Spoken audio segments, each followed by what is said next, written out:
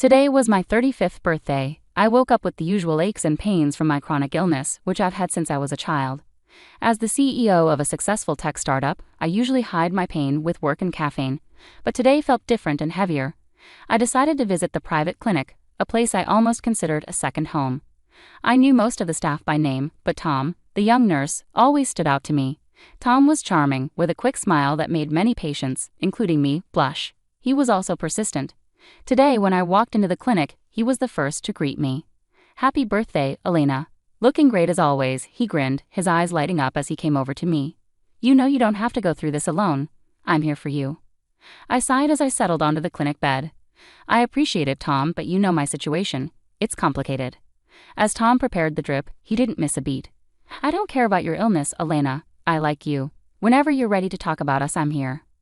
As Tom busied himself with the charts, I tried to focus on the positives. I was successful and independent, but I had to admit, I was lonely too. The day dragged on with the usual rounds of tests and doctor's visits. By late afternoon, I was ready to head back home, but Tom had other ideas. "Hey, birthday girl, you can't just go home and mope. Let's grab dinner, my treat. Let's celebrate you," he insisted. I hesitated. It was tempting to spend more time with him outside the sterile clinic walls. "Okay, but just as friends." "Just as friends," he agreed, but the twinkle in his eyes said more.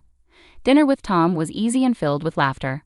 He had a way of making me forget about the clinical coldness of my routine. As we talked, it wasn't just about my health or the clinic. It was about movies, travel, and food. It was normal, and for a moment, I let myself enjoy it. "Elena, you're amazing," Tom said as he walked me to my car later. I really meant what I said. "I want to support you however you'll let me." I looked at him under the streetlights. "Tom, it's not easy. My life, my health, it's a lot to deal with." "I'm not just anyone, Elena. I'm asking you to give us a chance," he said confidently. I felt a mix of emotions. This kind man was willing to embrace me with all my challenges. "Let's take things slowly, okay?" Driving home, his words played in my mind. Could I allow myself to be happy with him?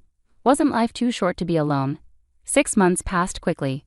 Tom and I saw each other often, and every moment together eased the pain of my illness. He made everything feel simpler, lighter. But deep down, I worried about our future because of my health.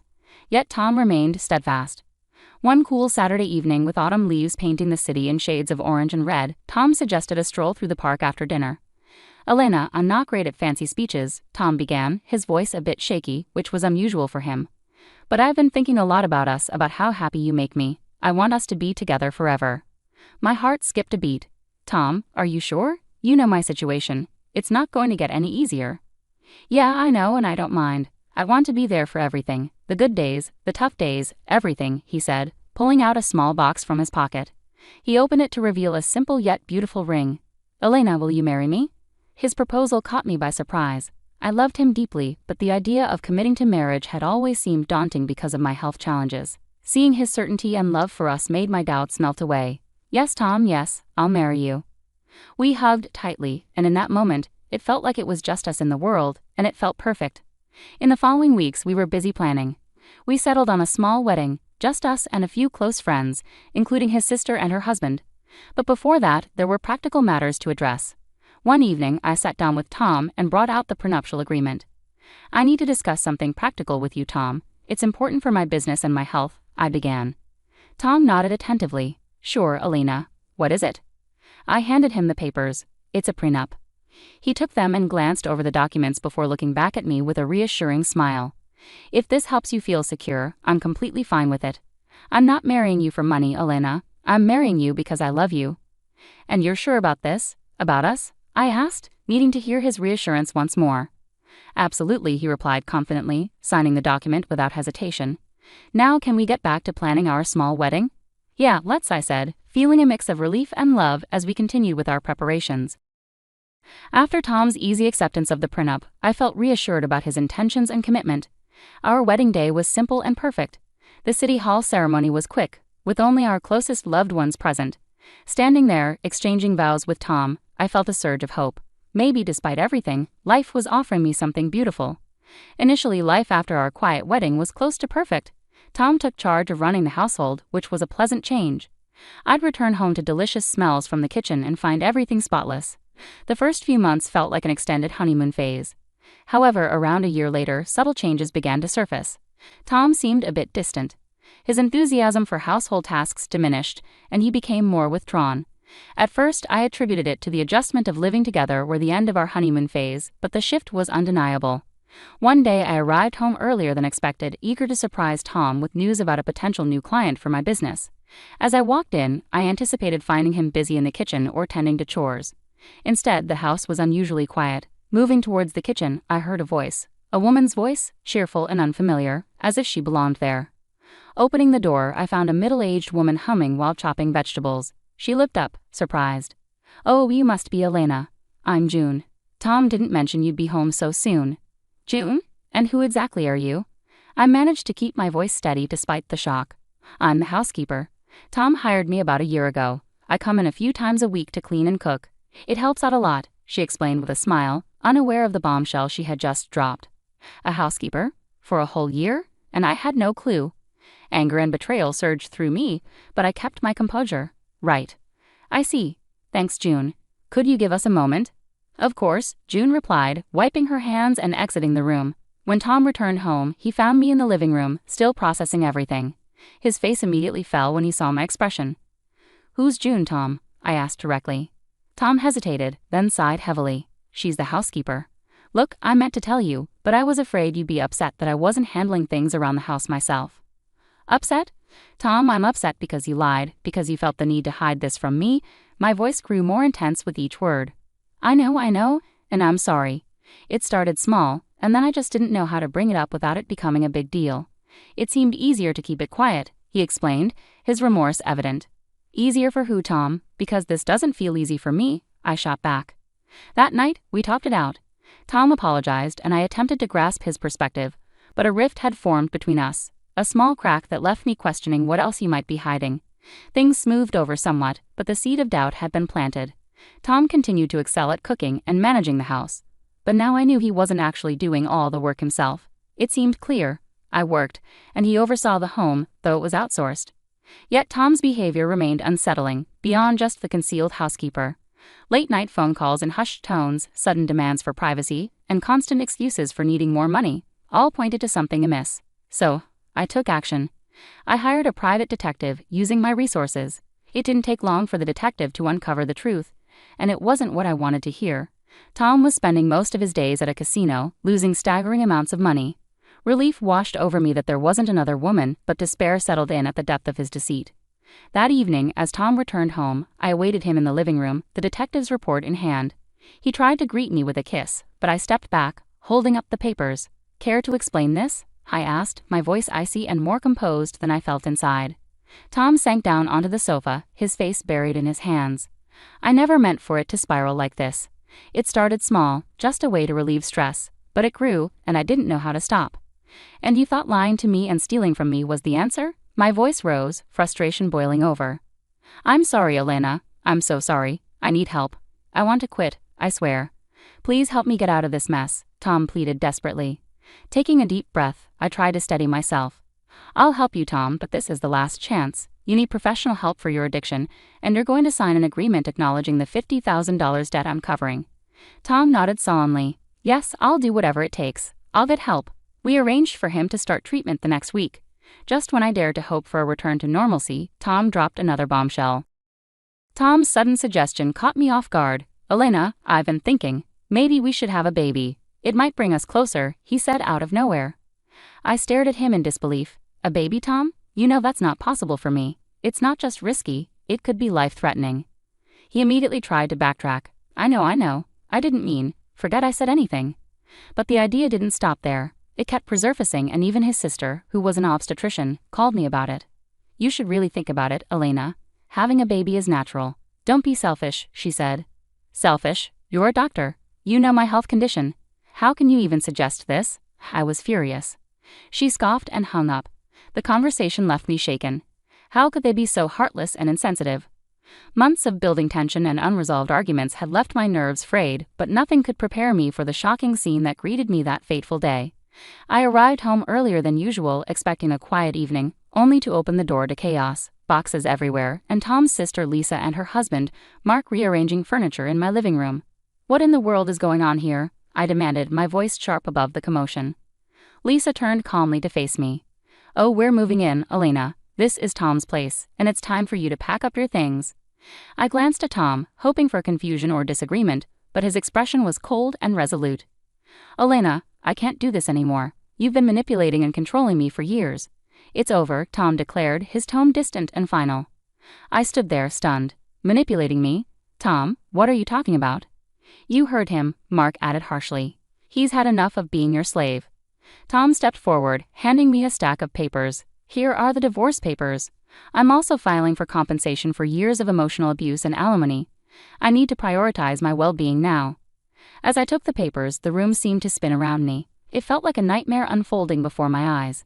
I flipped through the documents, each word feeling like a betrayal, but amidst the rising panic, a calm determination settled over me. I couldn't help but let out a short, humorless laugh. "Well, you're in for a surprise. Think what you want. My lawyer will be in touch," I said firmly, without another word. I went to our bedroom, packed a suitcase with essentials, and prepared to leave. There was no point in arguing. The man I had married, the man I thought I knew, was gone. Driving away from the apartment, I headed towards the elite cottage village where my house awaited, a home that had been mine long before Tom came into my life. As I passed through the familiar gates and greeted the guards, a sense of relief washed over me. The house stood exactly as I had left it, spacious, serene, and perfectly suited to my needs. It had always been my sanctuary, a place I had prepared for my future, knowing my health might present challenges. As night settled, I made a few phone calls to my closest friends, letting them know about the situation and assuring them I was all right. Next, I called my lawyer to discuss our strategy. Tom's claims and demands wouldn't go unchallenged. A few days later, settled into the peace of my sanctuary, I was surprised by an urgent call from Tom. His voice was filled with panic and anger. "Elena, you've set me up. This is some sick game to you, isn't it?" I responded calmly, a small smile on my face. "Tom, if there's been a misunderstanding, why don't you come over and we can talk about it? I'll send you the address." Not long after, I watched from my window as the village gate opened and Tom, along with Lisa and Mark, drove in. They pulled up to my front door, their faces pressed against the car windows, clearly impressed by the sight of my expansive home. As they approached, their earlier confidence seemed to falter a bit as I greeted them at the door. Clearing the silence with a small cough, I offered a polite smile. "Well, what brings you to my humble abode?" Tom, still visibly agitated, blurted out, "Your lawyer called me. He said I have to pay next month's rent for the apartment, $6,000. You never told me it wasn't your apartment." "You never asked about it," I replied calmly. "And if you want to continue living in that apartment, you'll need to pay the rent." Lisa, always quick to seize an opportunity, nudged Tom. "And look at this place. It's stunning." Tom nodded eagerly. "Yeah, why don't you just give us this house instead of that apartment? Otherwise, we'll take legal action and sue you for everything you've got." Their audacity struck me as almost comical, and I couldn't hold back a laugh. "You want to sue me for this house? Tom dear, I bought this house long before you were in the picture. You have no claim to it whatsoever." Their faces flushed with frustration and their voices rose in protest. "You can't just kick us out. We have rights," Tom shouted. "That's where you're mistaken," I stated firmly, picking up the phone. "Security, could you please escort these individuals out? It seems they've made a wrong turn." Shortly thereafter, village security arrived and escorted the trio out. Their protests dwindled as they were led away, leaving a quiet calm that settled over the house like a soothing blanket. After they departed, I sat back down, the earlier laughter replaced by a weary sigh. It was evident that Tom and his sister were grasping at straws, attempting to intimidate me into relinquishing what was rightfully mine. I phoned my lawyer once more, recounting the events of the day's confrontation. "We need to be ready for anything they might throw at us," I asserted, my voice steady with resolve. "Don't worry, Elena. We're prepared for this. They have no legal basis," he reassured me confidently. The day of the court hearing arrived with palpable tension. Walking into the courtroom, my lawyer by my side, I braced myself to confront whatever claims Tom and his family had concocted. The accusations were absurd. Tom alleged that I had exploited him, portraying himself dramatically as my slave. He painted a picture of endless chores and an ungrateful existence under what he described as my tyranny, while his sister Lisa and her husband Mark nodded in agreement, affirming his every word. I fought the urge to roll my eyes at the melodrama. Fortunately, it was soon our turn to present the truth of the matter. My lawyer stood confidently, adjusting his suit jacket with poise. "Your Honor, we have evidence that refutes every single one of Mr. Thomas's claims," he declared firmly, then proceeded to introduce our first witness. June, the au pair hired by Tom, stepped forward. "I worked in their household, handling all the chores and cooking. Mr. Thomas rarely helped, she testified, supported by employment records and pay stubs that clearly showed Tom's minimal involvement in household duties, contrary to his assertions. Following June's testimony, my lawyer introduced the prenuptial agreement. According to this legally binding document signed by both parties, he continued, pointing to the signatures at the bottom, it explicitly states that in case of divorce, Mr. Elliott is entitled to nothing, no alimony, no compensation. The courtroom fell into a hushed silence as the gravity of the prenuptial agreement settled over everyone present. Tom's complexion paled visibly when my lawyer continued, Mr. Elliott, did you read this document before signing it? Tom hesitated, his voice faltering. Well, I saw the part about what would happen if something happened to Alina, but you didn't read it in its entirety, correct? My lawyer interjected. Yes, but I didn't think. Tom began to explain. You didn't think to read what you were signing? My lawyer pressed, turning back to the judge. Your Honor, we also have evidence of Mr. Elliott's substantial gambling debts, which Mrs. Elliott graciously paid off, and we have a signed acknowledgement from Mr. Elliott himself. As Tom slumped in his seat, the weight of his circumstances seemed to settle upon him. The judge's clear and firm voice cut through the courtroom. After reviewing the evidence and testimonies, this court grants the divorce requested by Mrs. Alina Elliott. Additionally, all claims for compensation and alimony by Mr. Thomas Elliott are denied. Leaving the courtroom, I felt a profound sense of relief, though it was quickly overshadowed by the commotion outside. Lisa was angrily berating Tom, her words sharp and unforgiving. You idiot. All you had to do was get her pregnant and die. Then we could have had it all, but you couldn't even manage that. I paused, stunned by the extent of their betrayal sinking in. They hadn't just wanted money, they had harbored darker intentions. Months passed since the courtroom drama, and I gradually began to reclaim my peace, focusing on my health and business.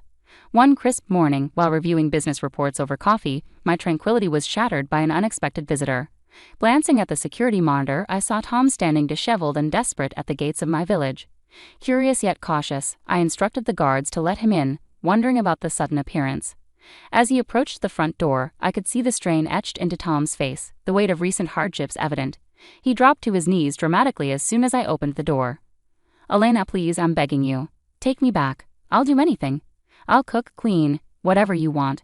Just let me stay here, he pleaded, his voice cracking with emotion. I looked down at him, my expression composed yet resolute. Tom, after everything that has happened, why would you think I'd even consider that? It wasn't all my idea, Elena. It was Lisa's plan to push for the baby, to end things that way. I never wanted any of it.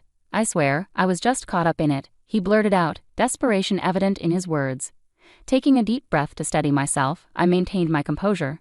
Tom, what you're failing to grasp is that it's not just about what happened or whose idea it was. It's about trust, and you shattered that beyond repair. You didn't just go along with Lisa's plans. You stood by her, knowing how dangerous they were for me.